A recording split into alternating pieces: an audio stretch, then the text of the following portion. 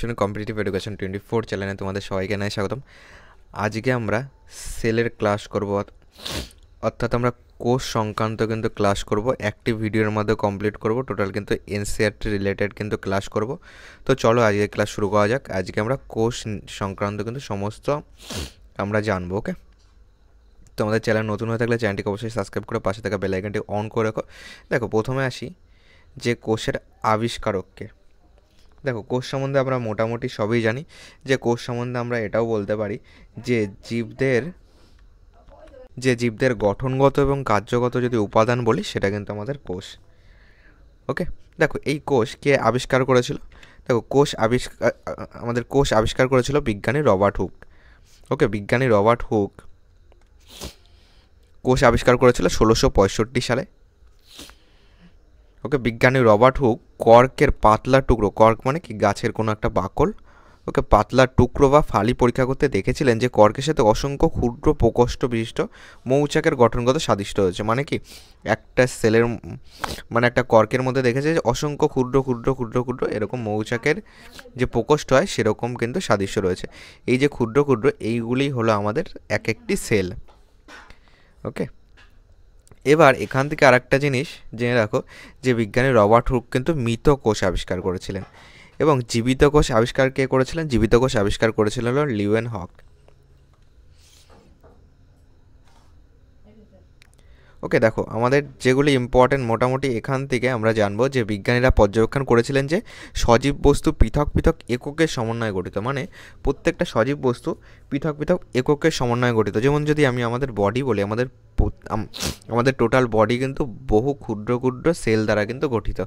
ওকে, জীবন বিজ্ঞানে সজীব বস্তু গঠনকারী এই এককগুলিকে বোঝাতে সেল শব্দটি কিন্তু ব্যবহার করা হয়, কোষ বা সেল শব্দটি ব্যবহার করা হয়। 1674 সালে সর্বপ্রথম পুকুরের জলে মুক্ত সজীব কোষ আবিষ্কার করানো হলো লিওনার্ক। তাহলে লিওনার্ক সর্বপ্রথম আবিষ্কার করেন জীবিত কোষ, এবং মৃত কোষকে আবিষ্কার করেছিলেন রবার্ট হুক, এবং সর্বপ্রথম কোষ আবিষ্কার করেছিলেন রবার্ট হুক 1665 সালে, যেটা মৃত কোষ ছিল। এবং জীবিত কোষ 1674 সালে আবিষ্কার করলেন বিজ্ঞানী লিওনহক। 1831 সালে রবার্ট ব্রাউন কোষের ভিতর উপস্থিত নিউক্লিয়াস আবিষ্কার করেন। 1839 সালে কোষের তরল ধাত্রকে প্রোটোপ্লাজম নামে অভিহিত করেন বিজ্ঞানী পার্কিনজি। এগুলি কিন্তু মনে রাখতে হবে। এবং দেখো, স্লেইডেন এবং সোয়ান এই দুই বিজ্ঞানী কোষ তত্ত্বের প্রকাশ করেন। এর সাল কি রয়েছে? একটা রয়েছে 1838 আছে, আর একটা আছে 1839। এই দুটো কিন্তু সাল রয়েছে। ওকে, নেক্সট চলো, এবার দেখো কোষ তত্ত্বের মূল দুটো বক্তব্য সম্বন্ধে আমরা জেনে নেব। যে প্রত্যেকটা সব উদ্ভিদ কোষ বলো, প্রাণী কোষ বলো, প্রত্যেকটা কোষই কিন্তু তোমার সব কোষই কিন্তু আদি মাতৃকোষ থেকে কিন্তু উৎপন্ন হয়। আর উদ্ভিদ প্রাণীর প্রত্যেকটা দেহ কিন্তু কোষ দ্বারা গঠিত। ওকে, মানে সমস্ত জীবই কিন্তু কোষ দ্বারা গঠিত, আর সমস্ত কোষ আদি মাতৃকোষ থেকে কিন্তু উৎপন্ন হয়। তার পরবর্তী দেখো, একটা জীবকে আমরা এখানে দুটো ভাগে ভাগ করেছি, একটা এককোষী জীবে ভাগ করেছি আর একটা বহুকোষী জীবে ভাগ করেছি। এবার দেখো, এককোষী জীব কাকে বলবো? এককোষী জীব তাকেই বলবো যেসব জীবের মাত্র একটা মাত্র কোষ আছে। যেসব জীব একটি মাত্র কোষ দ্বারা গঠিত তাদেরকে এককোষী জীব বলে। যেমন অ্যামিবা একটি এককোষী জীব। তারপরে রয়েছে হলো ক্লাইমাইডোমোনাস রয়েছে, প্যারামেডিসাম রয়েছে, তারপরে ব্যাকটেরিয়াম রয়েছে, এগুলি সবই কিন্তু এককোষী জীব। তারপরে রয়েছে দেখো, অনেকগুলি কোষ দ্বারা একমাত্র জীব গঠিত হলে, মানে অনেকগুলি কোষ দ্বারা একটি যদি জীব গঠিত হয়, যেমন মানুষ বলতে পারো অনেকগুলি কোষ দ্বারা গঠিত, যদি একটি মাত্র জীব বলতে হয় তাহলে তাদেরকে আমরা বহুকোষী জীব বলবো। ওকে, যেমন বিভিন্ন প্রাণী রয়েছে, উদ্ভিদ রয়েছে। এবার দেখো, প্রতিটি কোষে কতগুলি নির্দিষ্ট অংশ থাকে, এদের কোষীয় অঙ্গাণু বলে। প্রত্যেকটা এই যে কোষ দেখতে পাচ্ছ, এক একটা কোষের মধ্যে আবার কিছু কিছু তোমার নির্দিষ্ট অঙ্গ আছে, যাদেরকে আমরা কোষীয় অঙ্গাণু বলি। কোষীয় অঙ্গাণুর মধ্যে কি আছে? নিউক্লিয়াস হয়ে গেল, মাইটোকন্ড্রিয়া হয়ে গেল, এগুলি সবই কিন্তু কোষীয় অঙ্গাণু। প্লাস্টিড হয়ে গেল, যেটা উদ্ভিদে পাচ্ছি আমরা। দেখো, প্রত্যেক প্রকার কোষীয় অঙ্গাণু এক একটি বিশেষ কাজ কিন্তু সম্পাদন করেন। যেমন উদ্ভিদে কোষ প্রাচীর রয়েছে, কোষ প্রাচীর কাজ কি? বাইরের আঘাত থেকে উদ্ভিদকে রক্ষা করছে কোষ প্রাচীর। যেমন ধরো আমাদের হার্ট রয়েছে, এটাও কিন্তু তোমার কোষ দ্বারা সবই কিন্তু আমাদের ওকে সবই কিন্তু আমাদের ক্ষুদ্র ক্ষুদ্র কোষ দ্বারা কিন্তু আমাদের সবই গঠিত। যেমন যদি আমরা একটা হাত বলি, দেখো হাতে আমাদের যে আমার প্রত্যেকটা কিন্তু আমাদের ক্ষুদ্র ক্ষুদ্র কোষ দ্বারা গঠিত। ওকে, দেখো এইখানে কিছু কোষের ছবি রয়েছে মানবদের বিভিন্ন কোষ সমূহ, যেমন ধরো স্নায়ু কোষ হয়ে গেল, তারপরে রক্ত কোষ হয়ে গেল, তারপরে মসৃণ পেশি কোষ হয়ে গেল, পেশিও কিন্তু কোষ দ্বারা গঠিত। ওকে, অস্থি হয়ে গেল, তারপর ডিম্বাণু রয়েছে, শুক্রাণু রয়েছে, এগুলি সবই কিন্তু কোষ। এবার আসো যে প্লাজমা পর্দা বা কোষ পর্দা। আমরা জানলাম যে একটা কোষের মধ্যে অনেকগুলি অঙ্গাণু থাকে। ওকে, যেমন মাইটোকন্ড্রিয়া বললাম, কোষের মধ্যে অনেকগুলি অঙ্গাণু থাকে যেগুলি আমরা কোষীয় অঙ্গাণু বলি। আমরা এবার কোষীয় অঙ্গাণু সম্বন্ধে জানবো যে কোষীয় অঙ্গাণু অনেকগুলি রয়েছে। যেমন প্রথমে আসছি আমরা, একটা কোষীয় অঙ্গাণু হলো কোষ পর্দা। ওকে, দেখো প্রথমে আসি প্লাজমা পর্দা বা কোষ পর্দা। ওকে, এটা আমরা প্রাণীদেহে পাচ্ছি। এটার কাজ কি দেখো, কোষ পর্দার কাজ কি দেখো, কোষ পর্দা আমরা কি পাচ্ছি, জীবদেহে পাচ্ছি। বলেছে প্লাজমা পর্দা বা কোষ পর্দা এক রকমের সজীব একক আবরণী, যেটা মনে করো কোষ রয়েছে, কোষের যে একটা আবরণী রয়েছে সেটা কিন্তু কোষ পর্দা। এটি প্রভেদ ভেদ্য এবং ত্রিস্তরীয়। এই যে কোষ পর্দা রয়েছে, কোষ পর্দা লিপিড এবং প্রোটিন দিয়ে গঠিত। কোষের প্রোটোপ্লাজমকে রক্ষা করা এবং কোষতন্ত্র ব্যাপন, অভিশাপন ইত্যাদি সহায়তা করা কিন্তু এর প্রধান কাজ। দেখো উদ্ভিদদের ক্ষেত্রে কোষ পর্দার বাইরে একটি ভেদ্য জড় পদার্থ দিয়ে তৈরি পুরু প্রাচীর থাকে। মানে এই উদ্ভিদের ক্ষেত্রে কোষ পর্দার বাইরেও আর একটা তোমার পুরু প্রাচীর থাকে, যেটাকে আমরা কি বলি, কোষ প্রাচীর বলি। কোষ প্রাচীর কিন্তু শুধুমাত্র আমরা উদ্ভিদ দেহে পাবো, প্রাণী দেহে পাবো না। ওকে, এই কোষ প্রাচীর কী করে, উদ্ভিদকে বাইরের আঘাত থেকে কিন্তু রক্ষা করে। কোষ প্রাচীর প্রধানত সেলুলোজ দ্বারা গঠিত। ওকে, কোষ প্রাচীর সম্বন্ধে এখানে আমরা আরও একটু ডিটেলসে জেনে নিই। উদ্ভিদ কোষে কোষ পর্দা ছাড়াও তোমার অপর একটি দৃঢ় বহিরাবরণী থাকে, একে কোষ প্রাচীর বলে। কোষ প্রাচীর কোষ পর্দার বাইরের দিকে অবস্থান করে। উদ্ভিদের কোষ প্রাচীর প্রধানত সেলুলোজ দ্বারা গঠিত, এটা কিন্তু ইম্পর্টেন্ট। উদ্ভিদের কোষ প্রাচীর কী দ্বারা গঠিত, সেলুলোজ দ্বারা গঠিত। সেলুলোজ কি, সেলুলোজ একটি জটিল যৌগ এবং এটি উদ্ভিদকে গাঠনিক দৃঢ়তা প্রদান করে। তাহলে উদ্ভিদকে গাঠনিক দৃঢ়তা কে প্রদান করছে, সেলুলোজ প্রদান করছে। ওকে,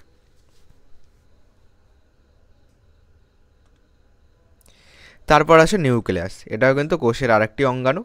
দেখো নিউক্লিয়াস এর সম্বন্ধে আমরা কি জানছি, নিউক্লিয়াস বা কেন্দ্রিকা হলো প্রোটোপ্লাজমের সবচেয়ে ঘন পর্দা ঘেরা এবং প্রায় গোলাকার অংশ, যা কোষের সব জৈবনিক ক্রিয়া বিক্রিয়া নিয়ন্ত্রণ করে, তাকে বলা হয় নিউক্লিয়াস।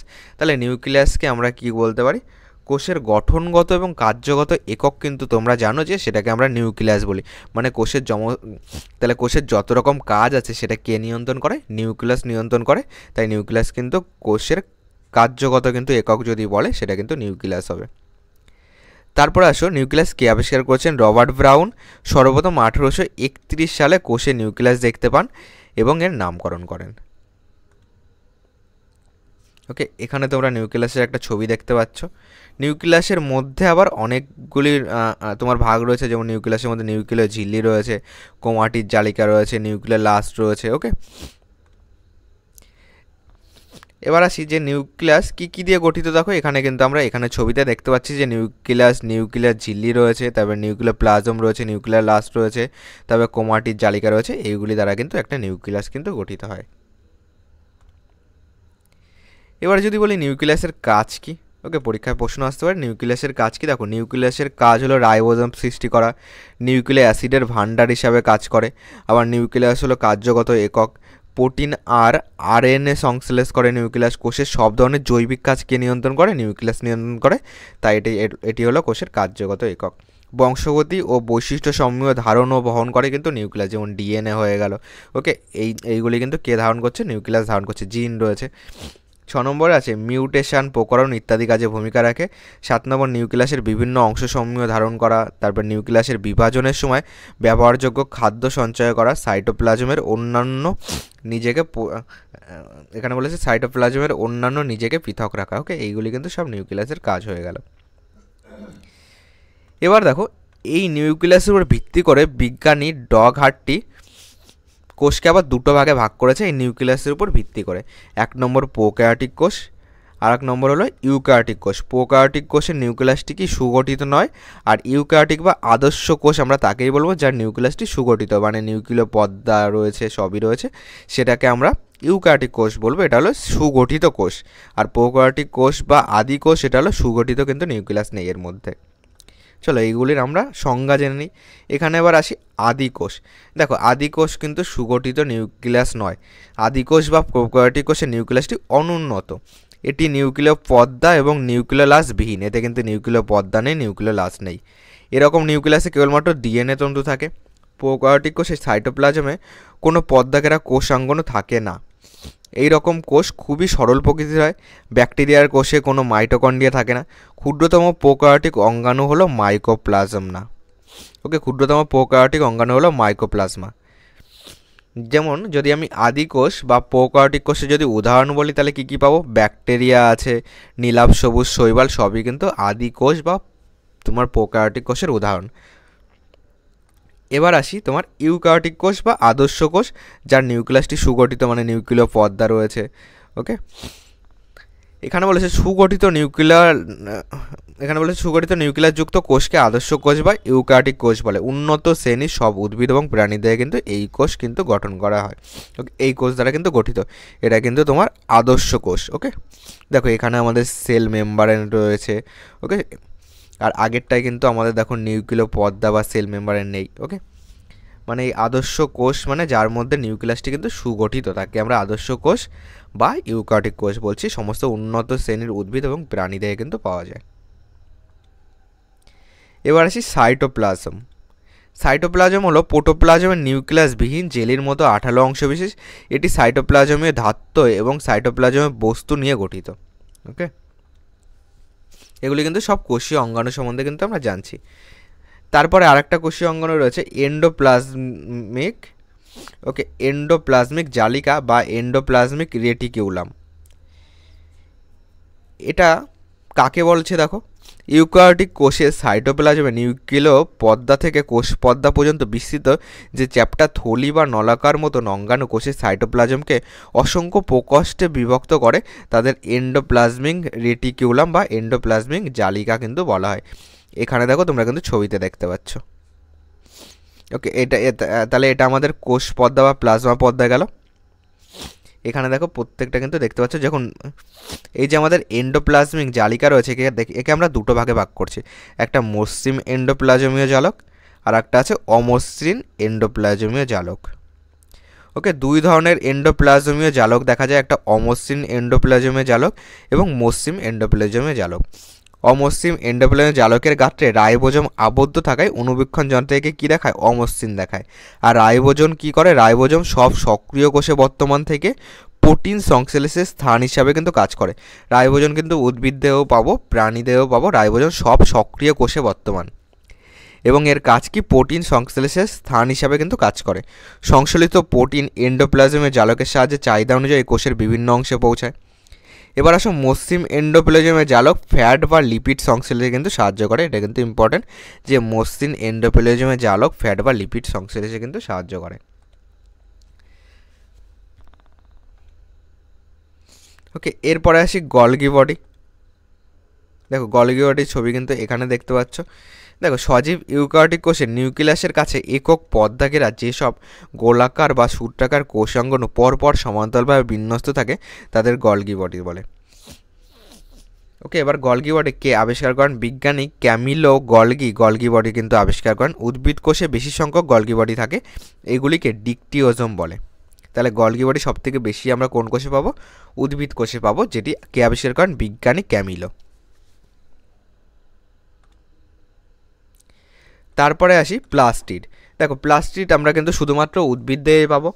সজীব উদ্ভিদ কোষের সাইটোপ্লাজমে ইতস্তত ছড়িয়ে থাকা দ্বি-একক পর্দা বেষ্টিত বর্ণহীন বা বর্ণযুক্ত গোলাকার বা ডিম্বাকার যে সকল অঙ্গাণু উদ্ভিদের খাদ্য সংশ্লেষ, বর্ণ গঠন এবং খাদ্য সঞ্চয়ে তোমার মুখ্য ভূমিকা গ্রহণ করে তাদেরকে প্লাস্টিড বলে। তাহলে এখান থেকে কিন্তু আমরা প্লাস্টিডের কাজও জানতে পারলাম।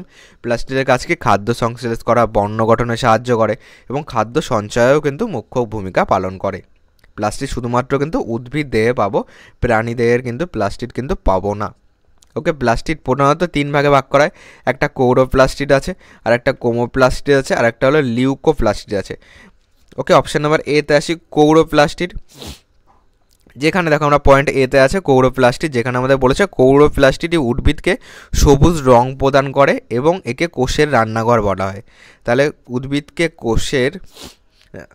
উদ্ভিদকে যে সবুজ রং প্রদান করছে সেটাকে কৌরোপ্লাস্টিড, এবং একে কিন্তু আমরা কোষের রান্নাঘর বলি। ওকে, এবার বিতে আছে কোমোপ্লাস্টিড বা বর্ণযুক্ত প্লাস্টিড। ওকে, তাহলে এখানে আমাদের বলেছে কোমোপ্লাস্টিড উদ্ভিদের ফুল এবং ফলের রং প্রদান করে। তাহলে উদ্ভিদের ফুল এবং ফলের রং কে প্রদান করে? এটা হবে কোমোপ্লাস্টিড।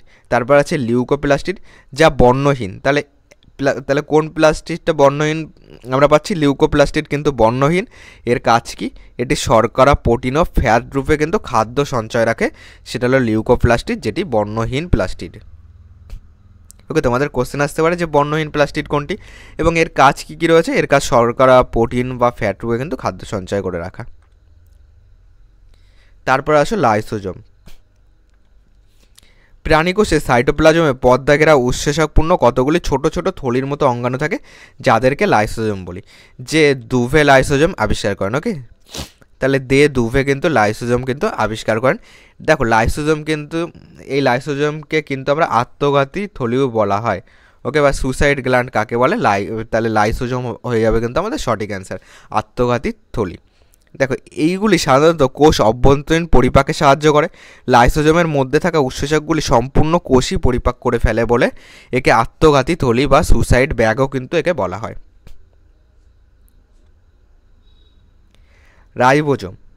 দেখো, রাইবোজোম কোষের সাইটোপ্লাজমে বা এন্ডোপ্লাজমিক রেটিকিউলামের গায়ে রাইবো নিউক্লিয় প্রোটিন দ্বারা গঠিত। যেটা আমরা আগে পড়লাম যে এন্ডোপ্লাজমের তাহলে জালিকাতে কিন্তু আমরা রাইবোজোম কিন্তু পেয়েছিলাম। যে দানাগুলি থাকে তাকে কিন্তু রাইবোজোম বলে। ওকে, মানে এন্ডোপ্লাজমের জালিকায় কিন্তু আমরা রাইবোজোম পাবো, যেটা আমরা পড়লাম, যেটা প্রোটিন দ্বারা গঠিত। এটি কে আবিষ্কার করেন? বিজ্ঞানী প্যালাডে রাইবোজোম কিন্তু আবিষ্কার করেন।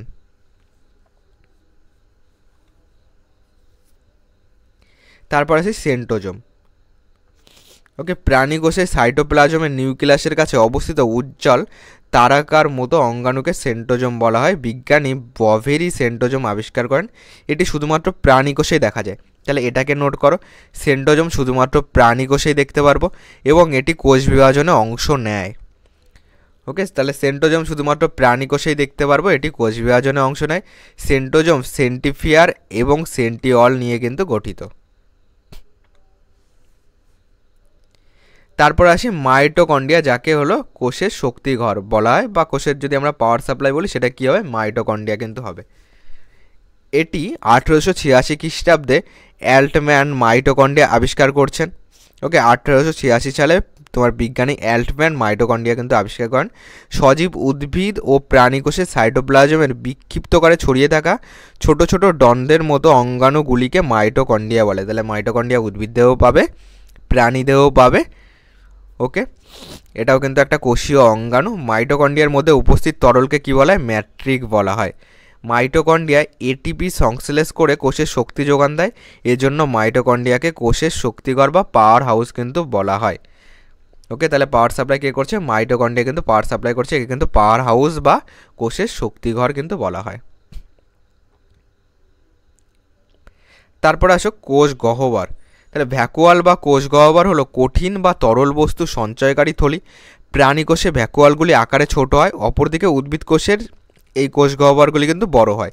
দেখো, উদ্ভিদ কোষের ভ্যাকুয়ালগুলি কোষ রস দ্বারা পূর্ণ থাকে এবং কোষকে রসস্ফীত করে ও দৃঢ়তা প্রদান করে। ওকে, উদ্ভিদ কোষের বেঁচে থাকার জন্য প্রয়োজনীয় এবং অসংখ্য বস্তু ভ্যাকুয়ালে কিন্তু সঞ্চিত থাকে।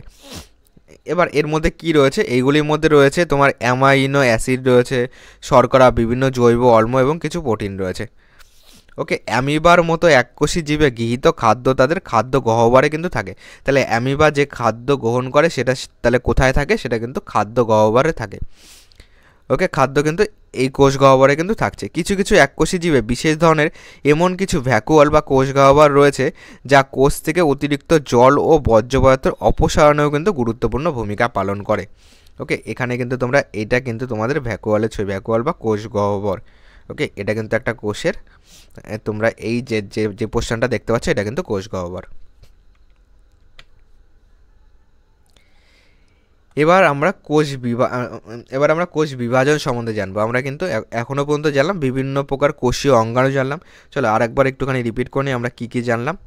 ওকে, দেখো আমরা কী কী জানলাম। আমরা কোষকে আবিষ্কার করে জানলাম, এবং জীবিত কোষকে আবিষ্কার করছে লিওনহক, মৃত কোষ আবিষ্কার করেছিলেন রবার্ট হুক, এবং রবার্ট হুকই কিন্তু সর্বপ্রথম কোষ আবিষ্কার করেছিলেন।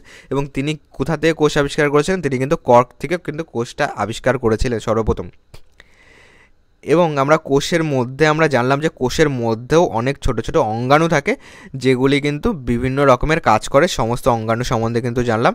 এবার আমরা জানবো কোষ বিভাজন সম্বন্ধে। দেখো কোষ কিন্তু বিভাজিত হয়, তাই না? আমরা জেনেছিলাম প্রত্যেকটা কোষই কিন্তু তোমার আদি মাতৃকোষ থেকে কিন্তু গঠিত হয়, এবং কোষ বিভাজন সম্বন্ধে আমরা জানবো। বলেছে যে প্রক্রিয়া একটি কোষ থেকে দুটি নতুন কোষের সৃষ্টি হয় তাকে কিন্তু কোষ বিভাজন বলে। যে কোষটি বিভাজিত হয় তাকে কি বলবো? জনিত কোষ। এবং যে নতুন কোষ দুটি সৃষ্টি হয় তাকে আমরা বলবো অপত্য কোষ বলবো। ওকে, বা ডটার সেল। ওকে, প্রথমটাকে বলবো প্যারেন্ট সেল, দ্বিতীয়টাকে বলবো ডটার সেল। তাহলে সুতরাং জনিত কোষ থেকে অপত্য কোষ সৃষ্টি হওয়ার পদ্ধতিকে কিন্তু বলা হয় কোষ বিভাজন। এরপরে দেখো কোষ বিভাজনকে প্রধানত দুটি ভাগে ভাগ করা হয়, একটা মাইটোসিস আর একটা মিওসিস। এই দুটো ভাগ সম্বন্ধে আমরা প্রথমে জানবো। দেখো কোষ বিভাজনে প্রধানত দুটি প্রকারের হয়, একটা মাইটোসিস আর একটা মিওসিস। যে কোষ বিভাজন প্রক্রিয়ায় বেশিরভাগ কোষ জীবদের বৃদ্ধির জন্য বিভাজিত হয় তাকে বলা হয় মাইটোসিস। এই পদ্ধতিতে কোষের প্রকৃতি এই পদ্ধতিতে প্রতিটি মাতৃকোষ বিভাজিত হয়ে দুটি সমধর্মী, এই লাইনটা কিন্তু ইম্পর্টেন্ট, এই পদ্ধতিতে প্রতিটি মাতৃকোষ বিভাজিত হয়ে দুটি সমধর্মী অপত্য কোষ সৃষ্টি করে। এক্ষেত্রে অপত্য কোষের ক্রোমোজোম সংখ্যা মাতৃকোষের ক্রোমোজোম সংখ্যার কিন্তু সমান হয়। তাহলে এই যে মাইটোসিস আমরা পড়ছি, মাইটোসিসের যে দুটি অপত্য কোষ আমাদের গঠিত হচ্ছে সেটার ক্রোমোজোম সংখ্যা এবং মাতৃকোষের ক্রোমোজোম সংখ্যা কিন্তু সমান। এটি জীবের বৃদ্ধিতে এবং কলাকোষের ক্ষত সারাতে কিন্তু সাহায্য করে। উদ্ভিদ ও প্রাণীর জনন অঙ্গের নির্দিষ্ট কোষসমূহ, দেখো উদ্ভিদ ও প্রাণীর তোমার জনন অঙ্গের নির্দিষ্ট কোষসমূহ বা কলা বিভাজিত হয়ে জনন কোষ উৎপন্ন করে, যেগুলি তোমার নিষেকের পর অপত্য জীব সৃষ্টি করে। এই বিশেষ কোষগুলি বা কলা একটি ভিন্ন পদ্ধতির পর দুইবার বিভাজিত হয়। এই বিভাজন পদ্ধতি থেকে মিওসিস বলে। তাহলে দুটো বিভাজন পেলাম, একটা মাইটোসিস একটা মিওসিস। এবার মিওসিসে আমরা কাকে বলে জানলাম।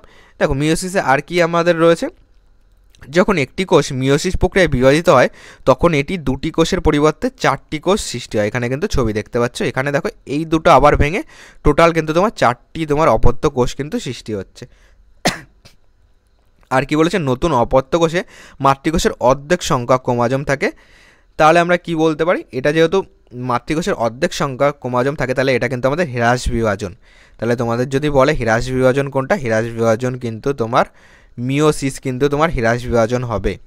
আর মাইটোসিসে কিন্তু তোমার সেম কিন্তু হচ্ছে, মানে মাতৃকোষের ক্রোমোজোম সংখ্যাও যা, তোমার অপত্য কোষের ক্রোমোজোম সংখ্যাও কিন্তু সেম, এটা মাইটোসিসে। আর মিওসিসে কিন্তু তোমার হ্রাস পাচ্ছে, তাহলে মিওসিসকে আমরা বলবো হ্রাস বিভাজন। কারণ এখানে অপত্য কোষ যে ক্রোমোজোম সেটা মাতৃকোষের অর্ধেক হয়ে যাচ্ছে, তাহলে একে আমরা বলি তোমার, তাহলে মিওসিসকে আমরা বলবো হ্রাস বিভাজন। এবার দেখো আমাদের যে মাইটোসিস রয়েছে, এই মাইটোসিস বিভাজনের কিছু কিছু পর্যায় রয়েছে।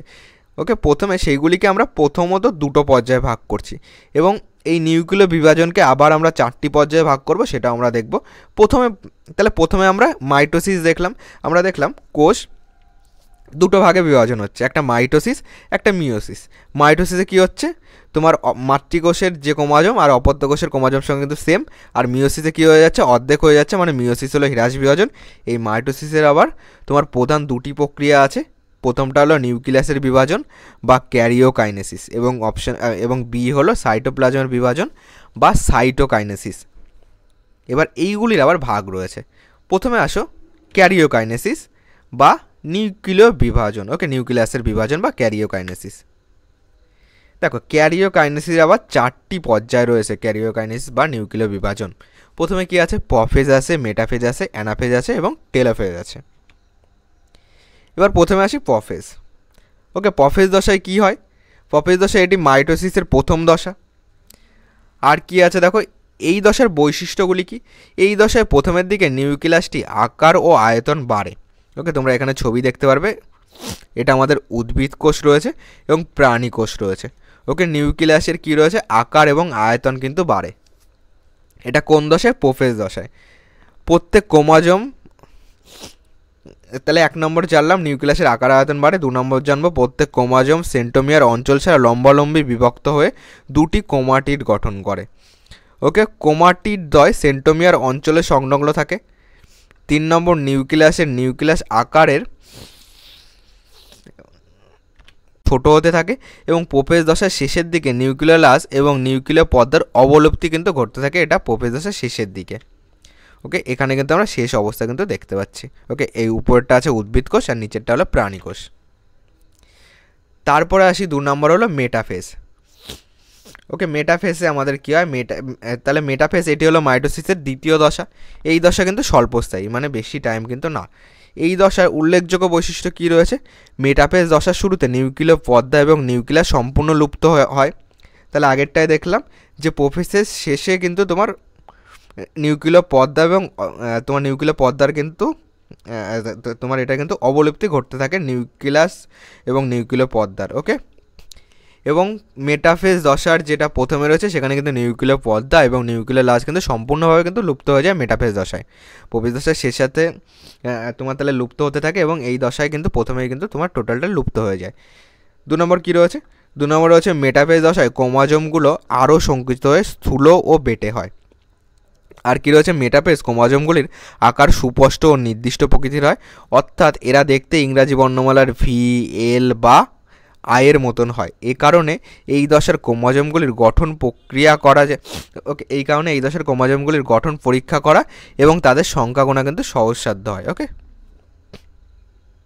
এখানে আমাদের উদ্ভিদ কোষ রয়েছে, এটা আমাদের মেটাফেজ দশা, এখানে আমাদের উদ্ভিদ কোষ, এখানে কিন্তু প্রাণী কোষ। ওকে, দেখো এইগুলি কিন্তু তোমার এরকম হচ্ছে। ওকে, মানে সংকুচিত তোমার এখানে স্থূলও কিন্তু বেটে হচ্ছে।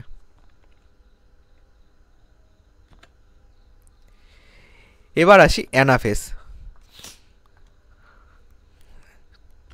এই দশার উল্লেখযোগ্য বৈশিষ্ট্য কী রয়েছে? মেটাফেজ দশার শেষে অথবা অ্যানাফেজ দশার শুরুতে সেন্ট্রোমিয়ারটি দুভাগে কিন্তু বিভক্ত হয়েছে। দেখো এইটা কিন্তু দুটো ভাগে কিন্তু বিভক্ত হয়ে গেল। দেখো এটা আমাদের উদ্ভিদ কোষ, এটা প্রাণী কোষ, দুটো ভাগে কিন্তু বিভক্ত হয়ে গেল এবং কিন্তু দুই মেরুর দিকে কিন্তু যেতে শুরু করবে।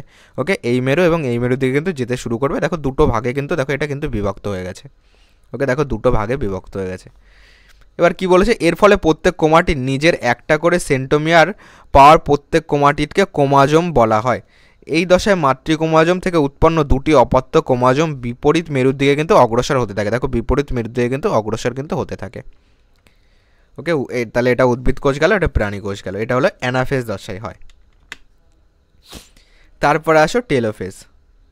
ওকে, টেলোফেজ হলো আমাদের সর্বশেষ দশা, বা যে 4টি দশা ছিল বা চতুর্থ দশা বা সর্বশেষ দশা। এই দশার বৈশিষ্ট্য কী রয়েছে? ক্রোমোজোমগুলি বেষ্টন করে আবার নিউক্লিয় পর্দা গঠিত হয়। কোষের সাইটোপ্লাজমে অবস্থিত এন্ডোপ্লাজমিক রেটিকুলাম বা এন্ডোপ্লাজমিক জালক থেকে এই নিউক্লিয় পর্দা সৃষ্টি হয়। 2 নম্বর রয়েছে নিউক্লিয়াসের মধ্যে পুনরায় নিউক্লিয়াসের কিন্তু আবির্ভাব ঘটে। দেখো এইখানে কিন্তু যে দুই মেরুর দিকে চলে যাচ্ছিল আমাদের এর আগের দশাটায়, যেটা অ্যানাফেজ দশা ছিল, এবং টেলোফেজ দশায় কিন্তু তোমার কিন্তু এখানে কিন্তু দেখো দুটো কিন্তু তোমার আলাদা আলাদা কিন্তু গঠিত হচ্ছে। ওকে, এই ছবিটা যদি আমরা খেয়াল করি, এটা কিন্তু আমাদের টেলোফেজ দশা। এখানে কিন্তু আমাদের বলে দিয়েছে যে ক্রোমোজোমগুলি বেষ্টন করে আবার নিউক্লিয় পর্দা গঠিত হয়, আর বলেছে কোষের সাইটোপ্লাজমে অবস্থিত এন্ডোপ্লাজমিক রেটিকুলাম থেকে নিউক্লিয় পর্দা কিন্তু সৃষ্টি হয়। ওকে, নিউক্লিয়াসের মধ্যে পুনরায় কিন্তু নিউক্লিয়াসের আবির্ভাব ঘটে। ওকে, নিউক্লিয়াসের মধ্যে, তাহলে নিউক্লিয়াসের মধ্যে পুনরায় নিউক্লিয়াসের কিন্তু আবির্ভাব ঘটে। ওকে, নিউক্লিয়ার লাসের কিন্তু আবির্ভাব ঘটছে। ওকে, এখানে কিন্তু দেখতে পাচ্ছি দেখো পুনরায় কিন্তু নিউক্লিয়ার লাসের কিন্তু আবির্ভাব কিন্তু ঘটছে নিউক্লিয়াসের মধ্যে। তাহলে এই 4টে দশা গেল। এটা গেল তোমার। তাহলে মাইটোসিসের মধ্যে আমরা দেখো প্রথমে দুটো ভাগ করেছিলাম, একটা ক্যারিওকাইনেসিস আর একটা সাইটোকাইনেসিস। তাহলে ক্যারিওকাইনেসিসের মধ্যে আবার 4টে দশা কিন্তু আমরা দেখলাম। ওকে, দেখো মাইটোসিস পদ্ধতি থেকে প্রধানত ভাগে ভাগ করছে, একটা নিউক্লিয়াসের বিভাজন বা ক্যারিওকাইনেসিস, 2 নম্বর হলো তোমার সাইটোপ্লাজমের বিভাজন বা সাইটোকাইনেসিস। তাহলে ক্যারিওকাইনেসিস 4টে প্রক্রিয়া ছিল, যে 4টে প্রক্রিয়া আমরা দেখলাম, এবং এরপরে আমরা দেখব সাইটোকাইনেসিস। তাহলে ক্যারিওকাইনেসিসের 4টি দশা গেল, এবং এরপরে আসবে হলো সাইটোকাইনেসিসের ক্ষেত্রে কী হয়। দেখো সাইটোকাইনেসিসের ক্ষেত্রে সাইটোপ্লাজমের বিভাজন পদ্ধতিকে কিন্তু সাইটোকাইনেসিস বলে। নিউক্লিয়াসের বিভাজনের অব্যবহৃত পরেই তোমার সাইটোপ্লাজমের বিভাজন অর্থাৎ সাইটোকাইনেসিস কিন্তু শুরু হয়। তাহলে নিউক্লিয়াসের বিভাজনের তোমার পরেই কিন্তু তোমার এই সাইটোকাইনেসিস কিন্তু শুরু হচ্ছে। এখানে বলেছে টেলোফেজ দশাতে এই সাইটোকাইনেসিস শুরু হয়। মানে এর আগে যেটা আমরা দেখলাম নিউক্লিয় বিভাজন বা ক্যারিওকাইনেসিসের একদম শেষের পর্যায়ে হলো টেলোফেজ দশা। এই টেলোফেজ দশা থেকেই কিন্তু সাইটোকাইনেসিসের কিন্তু অলরেডি শুরু হয়ে যাচ্ছে এবং এই দশাতেই তা সম্পূর্ণ হয়। 3 নম্বর রয়েছে দেখো প্রাণীকোষের ক্ষেত্রে নিউক্লিয়াস বিভাজনের সঙ্গে সঙ্গে সাইটোপ্লাজম বিভাজিত হতে থাকে। ওকে, মানে তোমার নিউক্লিয় বিভাজনের সঙ্গে সঙ্গেই কিন্তু তোমার এই সাইটোপ্লাজম কিন্তু বিভাজিত হতে থাকে, যে প্রক্রিয়াকে আমরা বলি সাইটোপ্লাজমের বিভাজন পদ্ধতিকে আমরা বলি সাইটোকাইনেসিস। ওকে, তোমরা যদি এখানে ছবি দেখো, আমরা কিন্তু আগেরটায় দেখতে পাচ্ছিলাম যে এখানে কিন্তু দুটো আলাদা আলাদা করে তৈরি হচ্ছে, এটাকে কিন্তু আবার তোমার দুটো কিন্তু বিভাজিত হয়ে যাবে, যেটা কিন্তু আমরা এখানে দেখতে পাচ্ছি এই ছবিটায়। দেখো দুটো কিন্তু এখান থেকে কিন্তু বিভাজিত হয়ে কিন্তু দুটো আলাদা আলাদা তোমার কিন্তু এখানে কিন্তু তৈরি হয়েছে, তাই না? এই যে পদ্ধতি এটাকে আমরা বলছি সাইটোকাইনেসিস। তো চলো আজ এই ক্লাসটি এটুকুই ছিল। ক্লাসটি ভালো লাগলে একটি লাইক করে দিও, আর চ্যানেলে নতুন হয়ে থাকলে চ্যানেলটিকে সাবস্ক্রাইব করে পাশে থাকা বেল আইকনটি অন করে রাখো। এর পরবর্তী যদি তোমরা বলো সায়েন্সের ক্লাস আনতে, তাহলে আমি নেক্সট সানডেতে কিন্তু আরেকটা সায়েন্সের ক্লাস আনবো, আর একটা চ্যাপ্টার তোমাদের করানোর চেষ্টা করব। তাছাড়া কিন্তু আমি চ্যানেলে তোমাদের নর্মালি কিন্তু ম্যাথ এবং কিন্তু রিজনিংয়ের কিছু কিছু চ্যাপ্টার, যেমন আমরা রিজনিংয়ের ক্যালেন্ডারটা করব এবং রিজনিংয়ের কোলাকটা করেছি, যেমন আমরা সুবিদ্যা স্যারের বইও সলভ করেছি, এবং দেখবে তোমাদের ম্যাথের কিন্তু যেটা আরআরবি, আরপিএফ, এসআইয়ের কিন্তু আমরা ক্লাস করেছিলাম। ওকে, মানে এই চ্যানেলে আমি তোমাদের মেনলি ম্যাথ করাই। এবং তোমরা যদি বলো এই ক্লাসটি যদি তোমাদের ভালো লাগে অবশ্যই লাইক করবে, রেসপন্স করবে। যদি আমি বুঝতে পারি তাহলে আমি নেক্সট সানডে আর একটা কিন্তু আমি সায়েন্সের ক্লাস আনবো, যদি তোমরা আমাকে কমেন্ট বক্সে জানাও। ওকে, তো চলো আজকের ক্লাসটি আমি এখানেই শেষ করছি। ক্লাসটি শুরু থেকে শেষ অবধি যারা দেখলে ক্লাসটি কেমন লাগলো কমেন্ট বক্সে জানাও, ভালো লাগলে লাইক করো। ওকে, তো চলো আজ এই ক্লাসটি আমরা এখানেই শেষ করছি। প্রত্যেককে গুড নাইট।